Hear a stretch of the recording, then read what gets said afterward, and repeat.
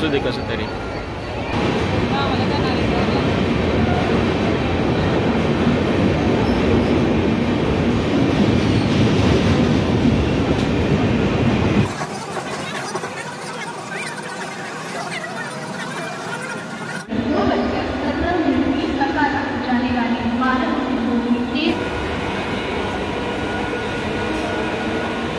आपण आता EST ला उतरलो.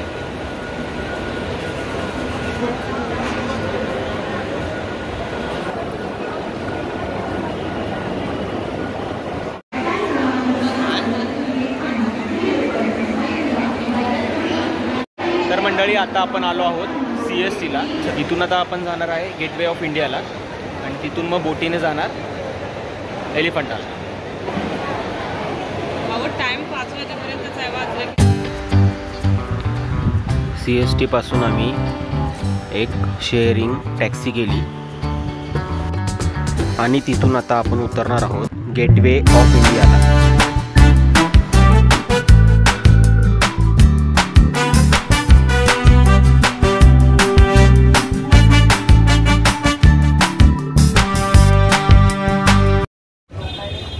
तर आता आपण गेटवेला आलो आहे.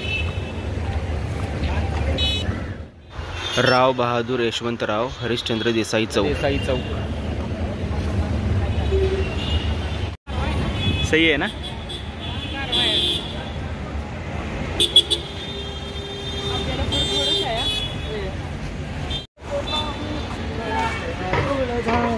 सरवली चांगला आहे, गणपती सारखा चेहरा आहे. चला आता आपण आलोय बोटीत बसायला.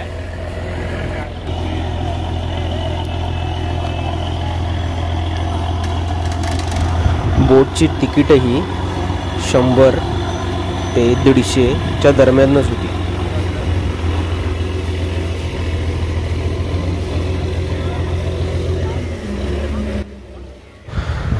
आम्ही बोटीमध्ये खालीच बसलो. नंतर आम्हाला वाटत होतं वरती बसलो असतो बरं झालं असतं, कारण खालच्यापेक्षा वरच्या साईडने व्ह्यू जरा जास्त कव्हर करता आला असता.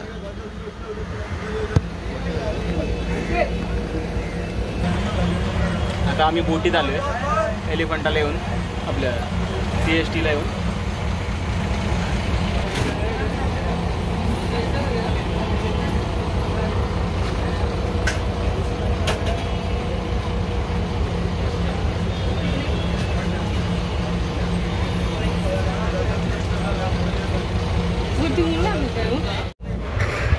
बोटीमध्ये असे वरच्या बाजूला लाईफ गार्ड जॅकेट ठेवण्यात आले आहेत. आपत्कालीन स्थितीसाठी ज्या वस्तू लागणार आहेत त्या या ठिकाणी उपलब्ध आहेत.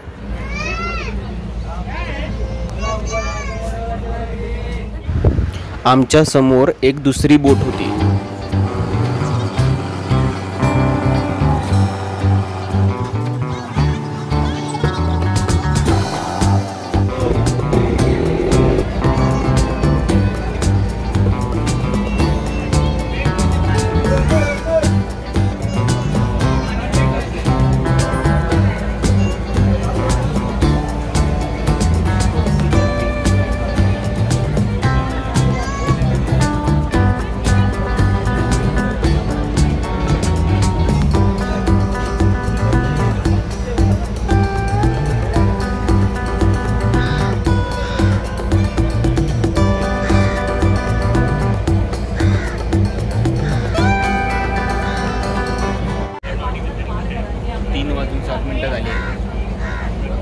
अजून बोट चालू नाही झाली. आता माणसं येत आहेत अजून. 2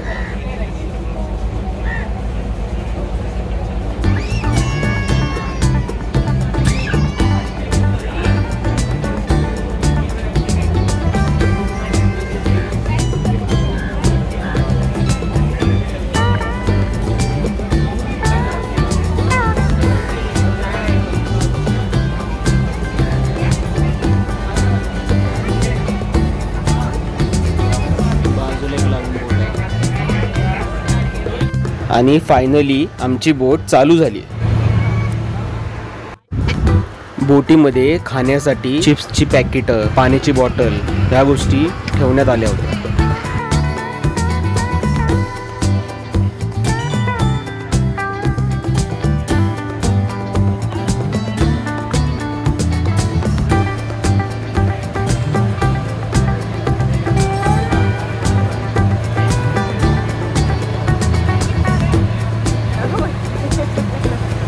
आता जर्नी स्टार्ट झाली एलिफंटाला जाण्याची.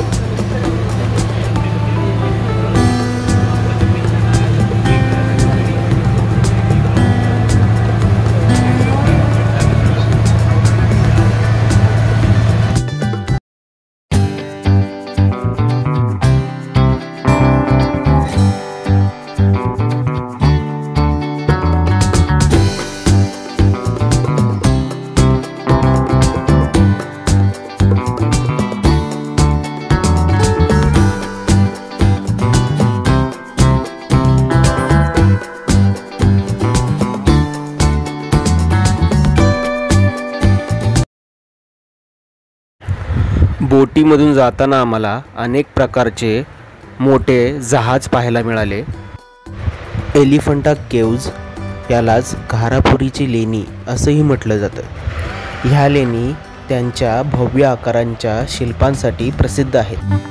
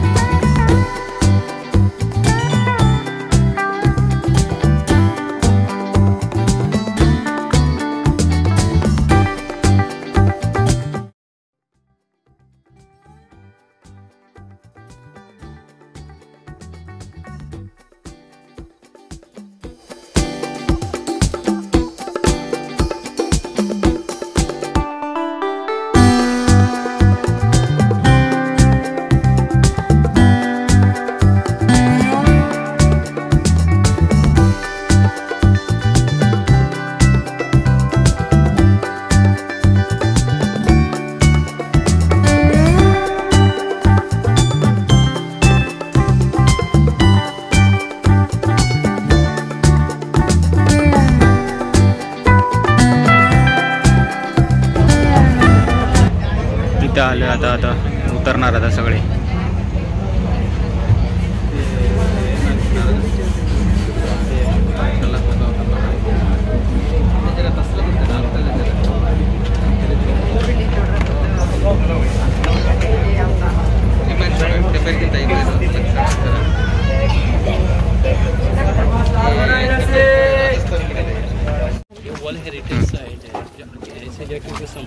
जास्त पुढे नको जाऊ.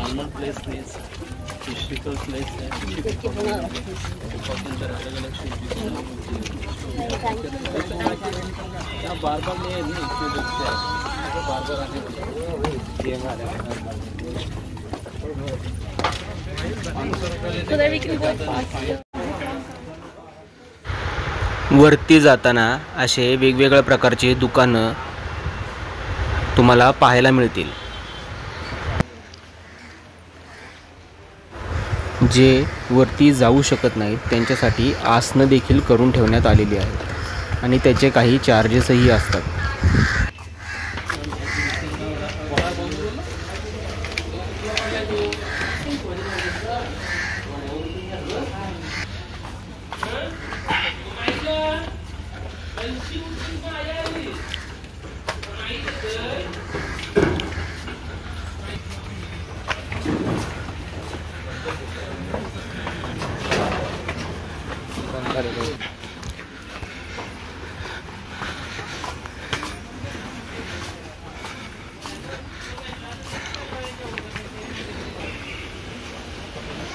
तर मंडळी आता आपण आलोय एलिफंटा केव्ज गुफाच्या इथे.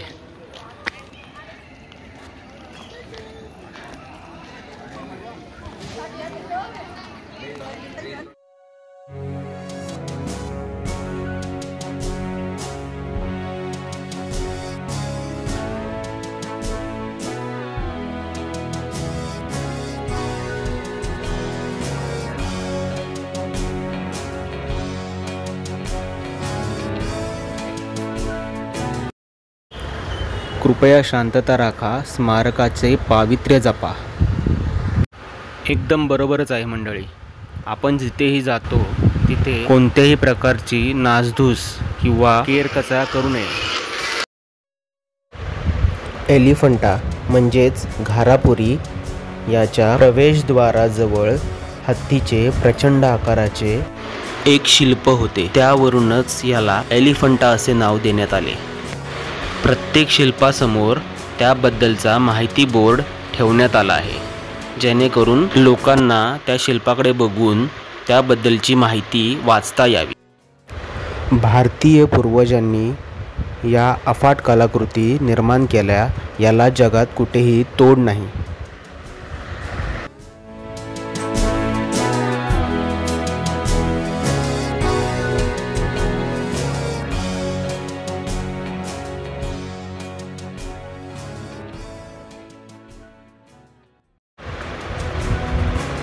चालुक्य, राष्ट्रकूट, यादवनी, मोगल यांनी आपली सत्ता इथे प्रस्थापित केली होती आणि 16व्या शतकाच्या पूर्वार्धात हे बेट पोर्तुगालांच्या ताब्यात गेले.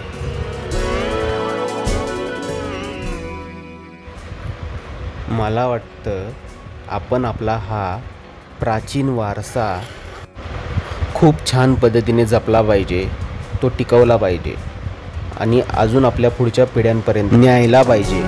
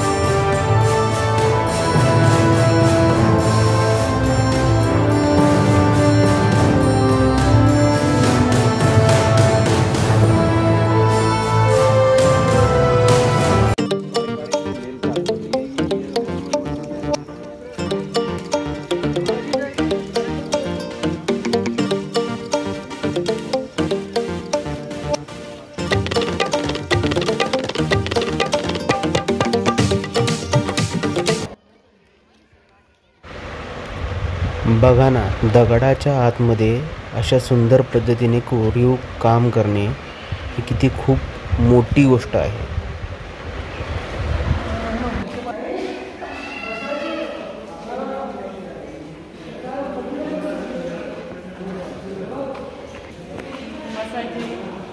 बसायची जागा नाही. वाव,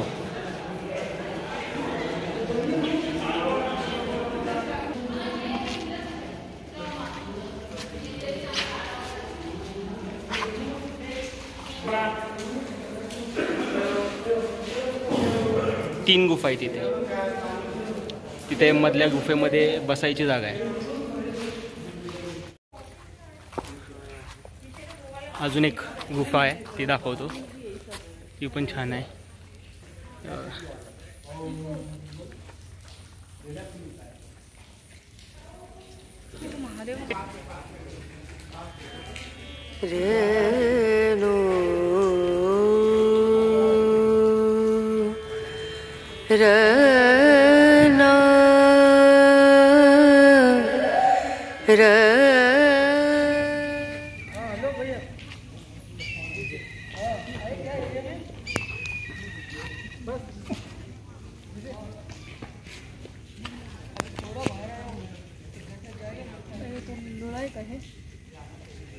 बहुतेक लुळा एका हाताने.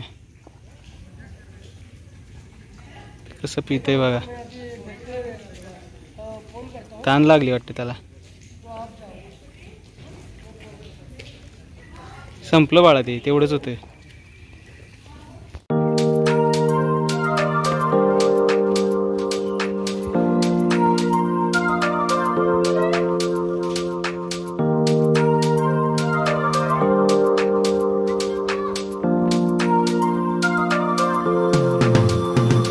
तिकडे पण एक आहे, पण ते सध्या बंद आहे वाटतं. त्याच्यामुळे तिकडे फेन्सिंग लावली आहे, गेट लावलेत.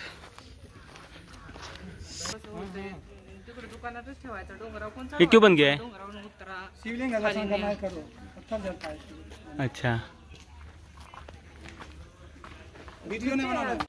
तर आता करूया परतीचा प्रवास. हे लास्ट टोक हे आपण आता बघितलं, ते तिथून आता आपण परत माघारी चाललो.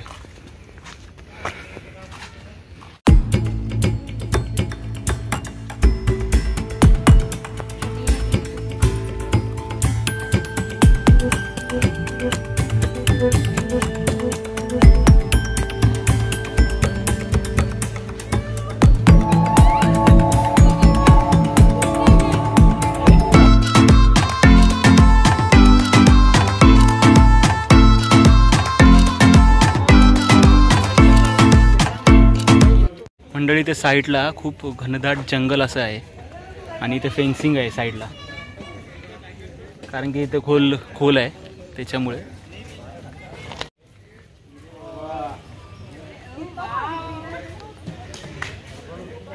टाकलं.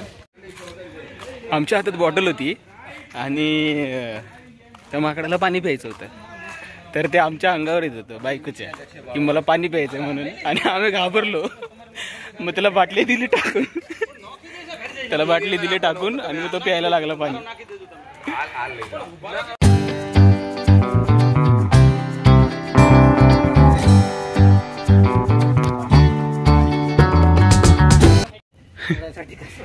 कुठून ते त्याच्या समोरच्या थोडा छोटासा डोंगर आहे, तिथे आलोय आणि तिथे म्हणतात की तोफ आहेत. तर चला बघून येऊया.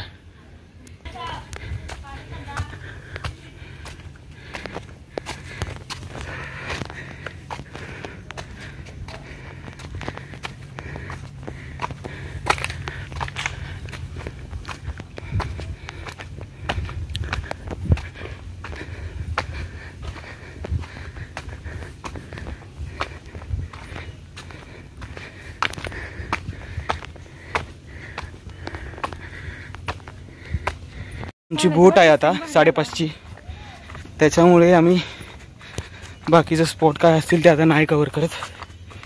आम्ही आता जातो बोटकडे.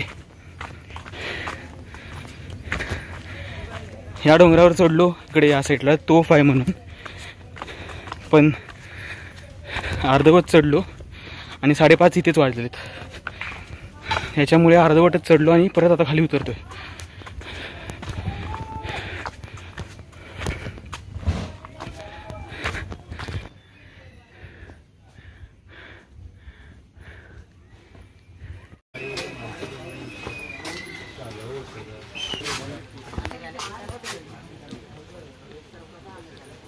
काय झाले सांग बरं.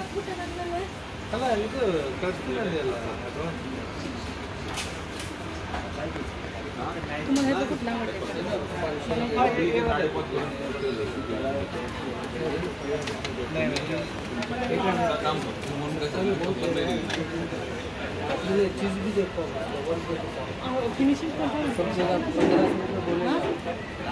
दाखव. छान वाटते का?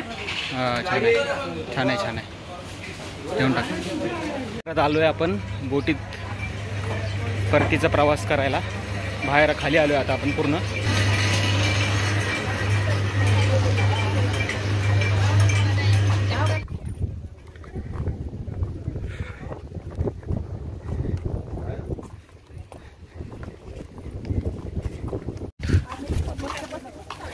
तर परत आपण आपल्या बोटजवळ आलोय.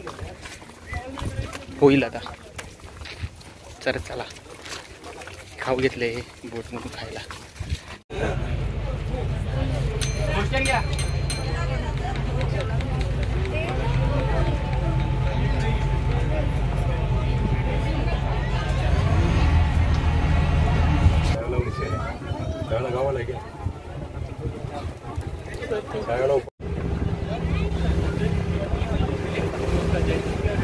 अशा रीतीने आपला हा एलिफंटाचा प्रवास पूर्ण झालेला आहे आणि आपण परत घरी जायला निघालो.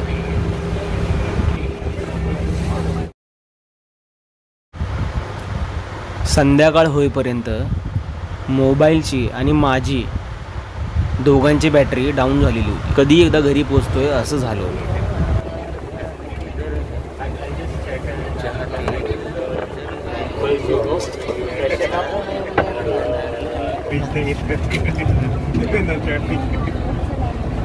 नहीं जानी तुझे समझना तेरे बस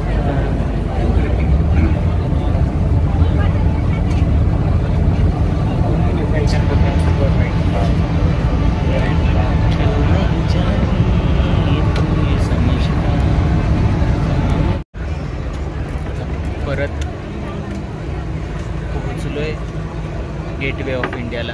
आता उतरायची तयारी करायची. तर चला उतरायचं आता. हे बघा जवळ आलो आता उतरायला.